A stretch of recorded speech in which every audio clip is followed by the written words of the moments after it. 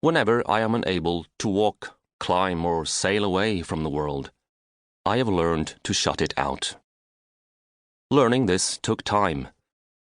Only when I understood that I had a primal need for silence was I able to begin my search for it. And there, deep beneath a cacophony of traffic noise and thoughts, music and machinery, iPhones and snowplows, it lay in wait for me. Silence.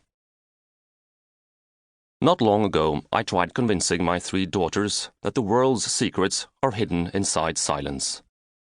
We were sitting around the kitchen table eating Sunday dinner. Nowadays, it is a rare occurrence for us to eat a meal together. So much is going on all the other days of the week. Sunday dinners have become the one time when we all remain seated and talk, face to face. The girls looked at me skeptically. Surely, silence is nothing? Even before I was able to explain the way in which silence can be a friend, and a luxury more valuable than any of the Louis Vuitton bags they so covet, their minds had been made up. Silence is fine to have on hand when you're feeling sad. Beyond that, it's useless. Sitting there at the dinner table, I suddenly remembered their curiosity as children, how they would wonder about what might be hiding behind a door, their amazement as they stared at a light switch and asked me to open the light. Questions and answers, questions and answers. Wonder is the very engine of life. But my children are 13, 16, and 19 years old and wonder less and less. If they still wonder at anything, they quickly pull out their smartphones to find the answer. They are still curious, but their faces are not as childish, more adult, and their heads are now filled with more ambitions than questions.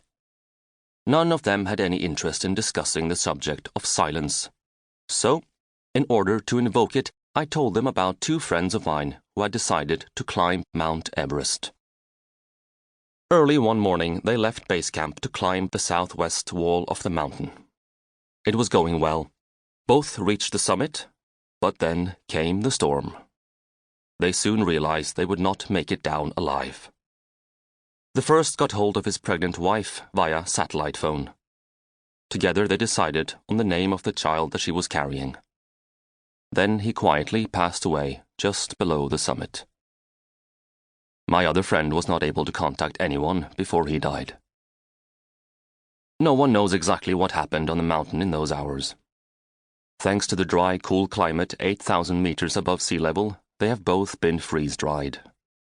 They lie there in silence, looking no different, more or less, to the way they were last time I saw them, 22 years ago. For once, there was silence around the table. One of our mobile phones pinged with an incoming message, but none of us thought to check our phones just then. Instead, we filled the silence with ourselves. Not long afterwards, I was invited to give a lecture at St. Andrews University in Scotland. I was to choose the subject myself. I tended to talk about extreme journeys to the ends of the earth, but this time my thoughts turned homewards to that Sunday supper with my family. So I settled on the topic of silence. I prepared myself well, but was, as I often am, nervous beforehand. What if scattered thoughts about silence belonged only in the realm of Sunday dinners, and not in student forums? It was not that I expected to be booed for the 18 minutes of my lecture, but I wanted the students to be interested in the subject I held so close to my heart. I began the lecture with a minute of silence. You could have heard a pin drop. It was stock still. For the next 17 minutes I spoke about the silence around us. But I also talked about something that is even more important to me, the silence within us. The students remained quiet, listening. It seemed as though they had been missing silence. That same evening, I went out to a pub with a few of them. Inside the drafty entrance, each of us with a pint of beer, it was all more or less exactly the same as my student days at Cambridge. Kind, curious people, a humming atmosphere, interesting conversations. What is silence? Where is it? Why is it more important now than ever? Were 3 questions they wanted answered. That evening meant a lot to me, and not only for the good company. Thanks to the students, I realized how little I understood. Back home, I couldn't stop thinking about those 3 questions. They became an obsession. What is silence? Where is it? Why is it more important now than ever? Every evening I'd sit, puzzling over them. I began writing, thinking, and reading more for myself than anyone else.